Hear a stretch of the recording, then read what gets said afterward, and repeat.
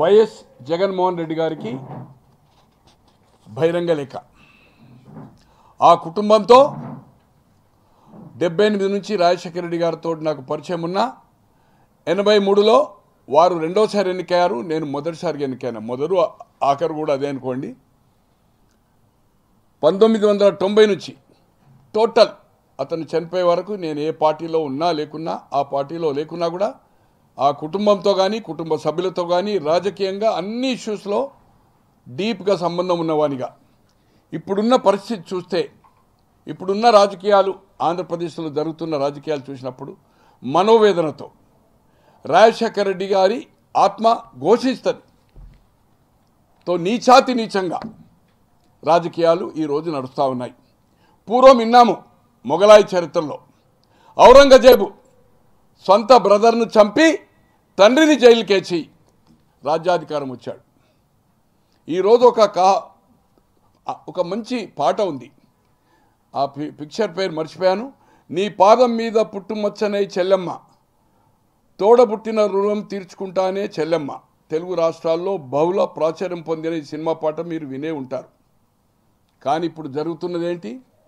నీచాతి నీచంగా షర్మిల గారి మీద కాంగ్రెస్ పార్టీలో చేరిన తర్వాత పోస్టులు పెట్టడం చూస్తే రాజకీయము నీచాతి నీచంగా ఇలా ఆంధ్రప్రదేశ్లో జరుగుతూ ఉంది. మనోవేదనతో ఆ కుటుంబంతో ఉన్న సంబంధం దృష్ట్యా ఇది జగన్మోహన్ రెడ్డి గారికి బహిరంగ లేఖ రాస్తూ, ఈ లేఖను ఆవాకులు చేవాకులు బూతుల పురాణాలు మాట్లాడుతున్న అంబటి రాంబాబే కావచ్చు, కొడాలి నానే కావచ్చు, రోజా గారే కావచ్చు, విజయసాయిరెడ్డి గారు కావచ్చు, వైవి సుబ్బారెడ్డి గారు కానీ, సజ్జల గారు కానీ, వాళ్ళందరికీ కూడా ఈ లేఖను కాపీని పంపుతా ఉన్నాను.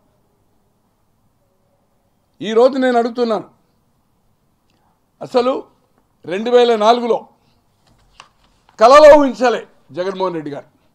బెంగళూరులో వ్యాపారం చేసుకుంటూ తన మిత్రులతో చెప్పాడు, ఈ పార్టీ వచ్చేదా చచ్చేదా, తెలుగుదేశం ఖచ్చితంగా అధికారంలో వస్తుందని చెప్పాడు. తండ్రి కఠోర పాదయాత్ర చేస్తే ఏ ఒక్క పూట కానీ, ఒక్క నిమిషం కానీ నాకు తెలిసినంత వరకు ఈవెన్ ఫోన్లో కూడా సంప్రదించింది నాకు మాత్రం తెలియదు. ఎక్కడ పత్రికల్లో, ఆ రోజున్న లిమిటెడ్ టీవీలో కూడా రాలా. సిక్కాయి రాజమండ్రిలో పబ్లిక్ మీటింగ్ తర్వాత నెక్స్ట్ డే ఒక 2 కిలోమీటర్లు నడిచి సిక్కాయి మళ్ళీ నడవడానికి ప్రయత్నం చేసి 4 రోజులు మంచాన పడితే రాలా. ఇక్కడ 11 రోజులు అమరనాథ్ దీక్ష హైదర్గూడ ఎమ్మెల్యే క్వార్టర్స్లో ఎమ్మెల్యేలందరూ చేస్తూ ఉంటే ఇక్కడ లాఠీ చార్జ్ జరిగి ఫైరింగ్ అయింది. కానీ దీని పక్కకి ఇక్కడ స్టాచ్యూ కూడా ఉంది, ఇప్పుడు మృత్యువీరుల చిహ్నం ఉంది ఈ మన పక్కకే, ఈ ప్రెస్ క్లబ్ పక్కకు. ఆ రోజు కూడా దాడి చేశారు పోలీసులు ముక్కడు మనకి ఎమ్మెల్యేల మీద. రాజశేఖర రెడ్డి గారి కారులో ఐడెంటిటీ చేసి పొట్టు మొత్తం అద్దాలు బెలగొట్టారు. నేను స్పాట్లో ఉన్నాను ఆ రోజు.